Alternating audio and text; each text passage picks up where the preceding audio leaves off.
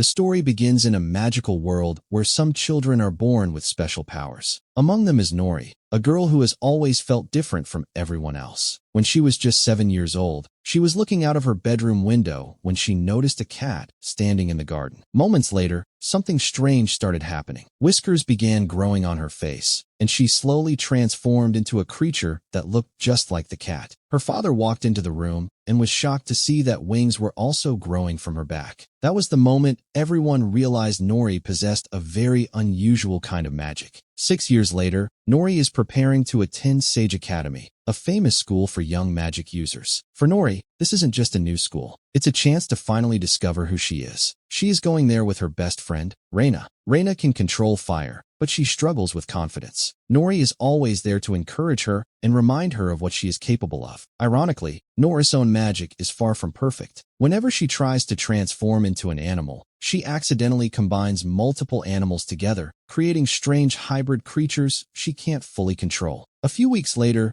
Nori and Reina arrive at a bus stop with other children who are also heading to Sage Academy. Before long, a mysterious man steps out from behind a tree and tells them he has come to take them to their new school. The children say goodbye to their parents and follow him deep into the forest. There, they discover a magical portal leading directly to Sage Academy. One by one, they jump through and arrive at the school. As soon as they get there, they notice that their phones no longer work. Soon after, the school principal, Linda, welcomes them and explains that students will be divided into 5 different groups based on their magical abilities. Some can communicate with animals, some can move objects with their minds, some can control fire, some can fly, and others can transform into animals. Before classes begin, every child must take a series of tests to determine where they belong. The first test is for the flares, where students must light a candle placed 2 meters away. A boy named Philip takes the test first and passes without any trouble. Then it's Elliot's turn. Instead of lighting the candle, he only manages to create smoke, leaving the professors disappointed. Next comes Reina. With nothing more than her little finger, she lights the candle effortlessly, proving that her fire magic is exceptionally strong. After that, it's time for the fuzzies. Their test requires them to communicate with a dog and correctly understand what it is saying. Only the students who can interpret its responses are allowed to pass. The third test focuses on telekinetic abilities. The children must use their powers to pull a flower pot toward themselves. When a girl named Pepper takes her turn, the opposite happens. Rather than pulling the pot closer, she launches it so hard that it slams into a wall. As a result, she fails the test. The next challenge is for the flyers. Students must remain airborne for 30 seconds. Andre's test quickly turns into chaos. The moment he removes his heavy backpack, he shoots into the air uncontrollably and crashes into the ceiling. He can't get back down on his own, forcing the professors to bring out a ladder to rescue him. Eventually, it's Nora's turn. For her test, students must look at a cat and transform into an identical version of it for 6 seconds. Nori activates her magic, but things go wrong almost immediately. She does transform into a cat, but within moments, wings begin growing from her back. The professors are stunned. Once again,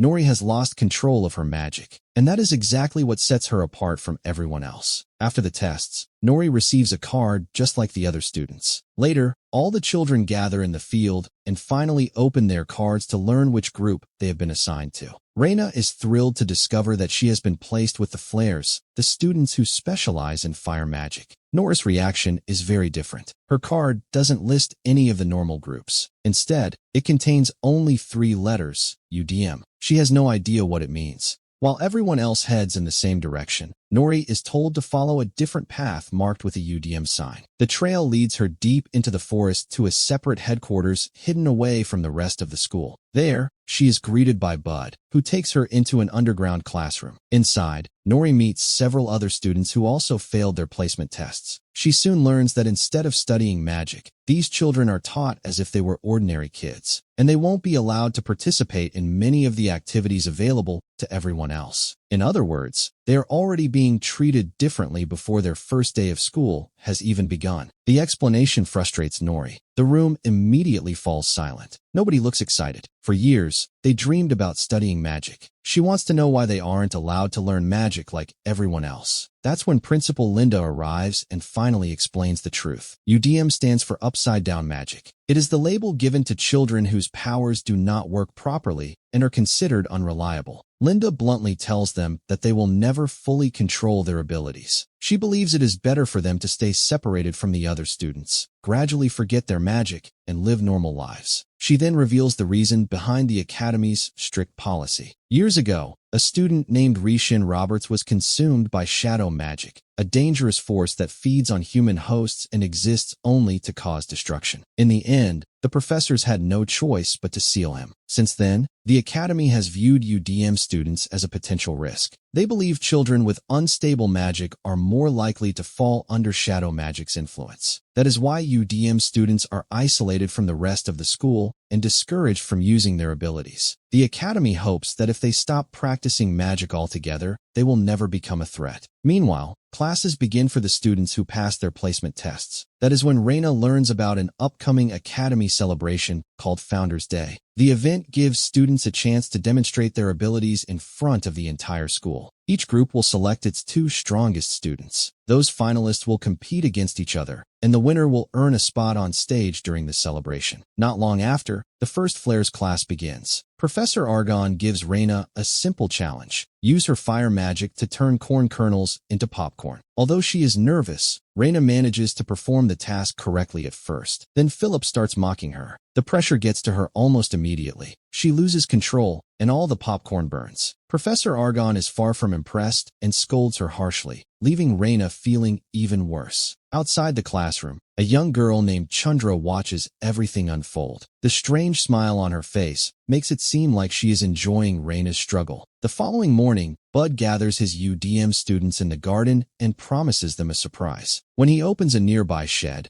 Nori spots a collection of brooms and instantly gets excited. She assumes they are finally going to learn how to fly. Her excitement doesn't last long. The moment she climbs onto one of the brooms and tries to take off, she falls straight to the ground. Only then does she discover the truth. The brooms aren't magical at all. They are ordinary tools used for cleaning the garden. Later, while carrying her broom, Nori wanders near another class taking place on the school grounds. She watches a professor teaching students how to transform into a specific breed of cat. That is where she learns something important. On Founders Day, one student will eventually earn the chance to perform in front of the entire academy. The idea immediately sparks a plan in Nora's mind. She decides that if she can prove what she is capable of, she might finally get the chance to study magic like everyone else. Determined to improve, Nori quietly moves closer to the class and begins observing the cat in detail. She studies every movement, every habit, and every feature, hoping to recreate it perfectly. But when she finally tries again, her magic slips out of control.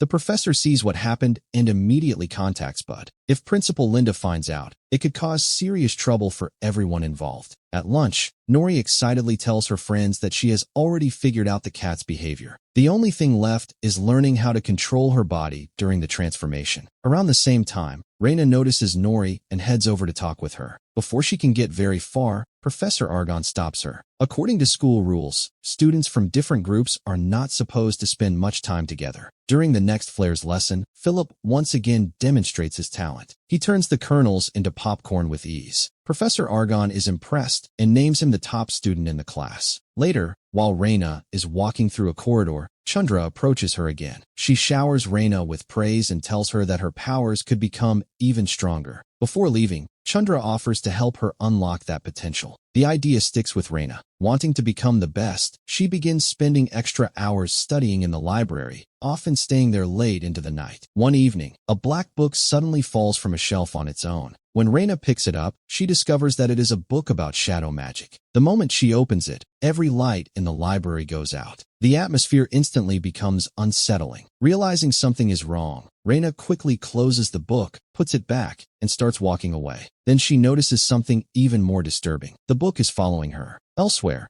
Nori continues practicing with her friends in the dormitory. She keeps trying to transform into a cat, but every attempt ends the same way. After only a few seconds, she loses control and turns into another bizarre hybrid animal. The next day, Reina sees Nori spending time with her new friends and can't help feeling left out. Part of her worries that Nori is slowly moving on without her. That's when the shadow magic book opens by itself once again. Its pages begin turning on their own until they stop at a chapter describing a way to strengthen hidden magical abilities. As Reina reads the passage, dark smoke starts gathering around her. Within moments, it flows directly into her body. A few hours later, the Academy gathers in a large hall for an important competition. The two best students from each group will compete, and everyone has come to watch. When the Flair's turn arrives, Philip and Reina step forward. Philip is completely confident that victory is already his. This time, however, Reina surprises everyone. She transforms the corn into perfect popcorn before the timer even runs out. Professor Argon tastes the popcorn and is immediately impressed. It's perfect. With that performance, Reina earns her place as the Flair representative for Founders Day. At that moment, Nori steps forward and tells everyone that she has spent days practicing to improve her magic. She asks for one final chance to prove herself. The professors agree, and Nori transforms into a cat in front of the crowd. The timer starts. For a few seconds, everything seems to be going well. Then, after only 4 seconds, wings begin growing from her back. The transformation falls apart. Once again, Nori loses control and starts shifting between different hybrid animals. Fear quickly takes over. Reina rushes forward, trying to help her friend calm down. But something is wrong. Ever since reading the Shadow Magic book, her powers have become far more unstable than before. As she reaches out to help, she suddenly loses control herself. A massive fireball forms in front of her and shoots straight toward Nori. For a moment, it looks as if Nori has no chance of escaping. She immediately apologizes. Bud steps in and helps calm Nori down. The incident leaves Principal Linda furious. She gives Bud a final warning. If he cannot keep his students under control, he will lose his job. Back at the UDM headquarters, the mood is grim. The students have started believing that they may never be able to use their powers properly. That's when an important truth comes to light. Bud was once a UDM student himself. Bud understands exactly what these children are going through because he once lived through the same thing himself. And he has reached a point where he can't stand by and watch their dreams fall apart. He takes the students into the forest and speaks honestly with them. He is no longer satisfied with simply teaching them how to avoid their powers. What they need is someone who can help them understand and embrace who they really are. Then Bud does something none of them expect. He starts singing. Within moments, animals from all around the forest begin gathering around him. That's when the children finally learn the truth. Bud was a UDM student too. More specifically, he was a fuzzy. The difference is that instead of speaking with animals, he communicates with them through song. For years, he has secretly continued practicing his magic so he would never lose that connection. The revelation changes everything. For the first time, the students stop looking at Bud as a teacher and start looking at him as someone who truly understands them. He spent most of his childhood trying to become someone else. Eventually, Bud realized something important. The problem wasn't his magic. The problem was the way people judged it. Bud promises that from now on, he will personally help them master their unique abilities and learn how to use them properly. Later, while heading back, Nori can't stop thinking about what happened during the competition. The more she reflects on it, the more convinced she becomes that something is seriously wrong with Reina's magic. Determined to uncover the truth, she decides to visit her friend. At the same time, Reina returns to her room and finds Chandra waiting for her. In her hands is the same shadow magic book. Chandra openly admits that the book is the reason Reina's powers became so strong. The realization hits immediately. That power boost nearly got Nori killed. Furious, Reina throws Chandra out of the room. But the moment Chandra leaves, the book mysteriously returns on its own. A knock sounds at the door. Reina opens it and finds Nori standing there. The instant she sees her, she pulls her into a tight hug. Deep down, however, she is terrified. If Nori discovers the truth about the shadow magic, everything could fall apart. Because of that fear, Reina quickly ends the visit and sends her away. The following morning, Bud begins the training he promised. His first lesson focuses on Andre. Bud straps a pipe around his waist and tells him to practice maintaining a steady height while flying. As soon as Andre removes his backpack, he starts floating into the air again. This time, however, he doesn't panic. Slowly and carefully, he begins learning how to stabilize himself. As training continues, the students begin looking at their abilities in a completely different way. Instead of trying to be like everyone else, they start embracing what makes them unique. Elliot learns to shape the smoke from his hands into different forms. Pepper gradually gains control over her ability to push objects. Nori makes some of the biggest progress. Rather than forcing herself to become a single animal, she starts combining multiple animals into her own hybrid creations. More importantly, she is finally learning how to control them. With every day of training, their confidence grows. So does their friendship. For the first time, they genuinely begin to believe that their magic has value. From a distance, Reina watches the group practicing together. Then Chandra suddenly appears beside her once again. Reina immediately tells her to leave, but Chandra isn't concerned. The damage has already been done. Reina used the shadow magic book, and that decision created a dangerous connection between them. What's even worse is that nobody else can see Chandra.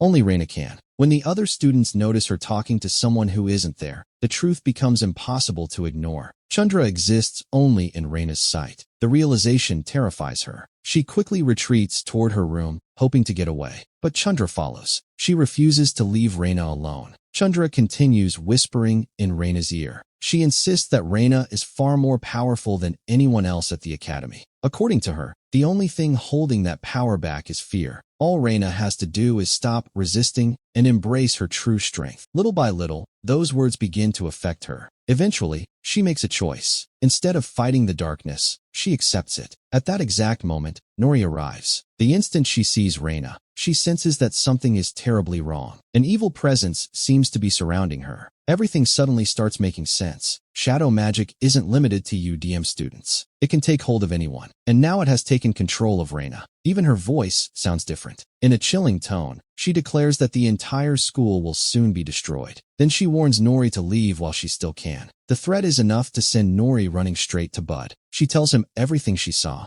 Nori and her friends want to report it to Principal Linda immediately, but Bud stops them. He doesn't think Linda will believe their story. Instead, he tells them to wait. He is convinced that whatever is controlling Reina will make its move on Founders Day. The next morning, students and professors gather in the garden for the celebration. Principal Linda invites Reina onto the stage to perform. At first, everything seems normal. Reina greets the crowd by creating fiery letters in the air. Then the mood shifts. A massive fireball forms in her hand, and its shadow spreads across the entire garden. Moments later, a terrifying voice speaks from within her. It announces that it has finally returned after many years. The professors instantly recognize what they are dealing with. This is the same shadow magic that once possessed a student long ago. The situation turns critical. Professor Argon and her students attack with fire, but their magic has no effect. Animals are brought in to help, yet they panic and flee. Other students join the fight using their own abilities, but nothing works. For years, Sage Academy believed its greatest strength came from its most gifted students. But now none of those powers are enough. The only people still willing to stand their ground are the very students the school once dismissed. The UDM kids. One by one, they step forward. Pepper pushes the monster back with her power. Elliot creates a wall of smoke so the creature cannot see anything. Andre flies in the air to distract it. And at that moment, Nori transforms into a terrifying hybrid animal and stands in front of it. Everything they were told was wrong with them suddenly becomes their greatest advantage. The principal orders everyone to attack together, but Nori stops them all because she knows that inside this monster is her best friend, Reina. Inside the creature, Reina is still fighting. Shadow magic keeps feeding her the same fears it always has. But this time, she isn't alone.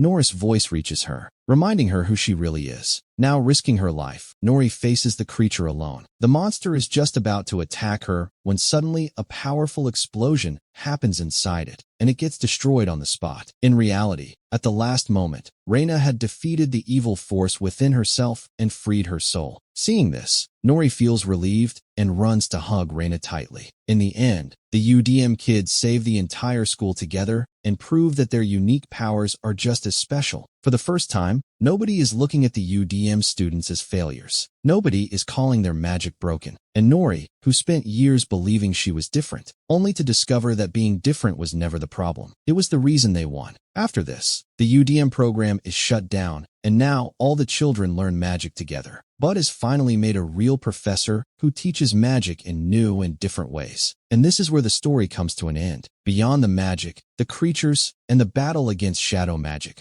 Upside Down Magic tells a much more personal story. It's a story about children who spend most of their lives believing that something is wrong with them. Nori can't transform the way she is supposed to. Andre can't stop floating. Elliot can't control the smoke coming from his hands. To everyone around them, these abilities look like mistakes. But by the end of the film, those same abilities become the reason they succeed. The movie reminds us that being different doesn't automatically mean being broken. Sometimes the things we try hardest to hide are the very things that make us unique. The story also shows how dangerous fear can be. Reina doesn't fall under the influence of shadow magic because she is evil. She falls because she's afraid. Afraid of failure. Afraid of losing who she is. And that fear slowly gives darkness a place to grow. At the same time, the film highlights the power of true friendship. When everyone else sees a monster, Nori still sees her best friend. She refuses to give up on Reina, and that faith ultimately helps save her. In the end, upside-down magic leaves us with a simple but meaningful message. You don't have to fit into someone else's idea of perfection to have value. The qualities that make you different may one day become your greatest strength. Thanks for watching. If you enjoyed the video, leave a like and tell us what you thought in the comments. And if you would like to support the channel, one of the simplest things you can do, and it's completely free, is subscribe. See you next time.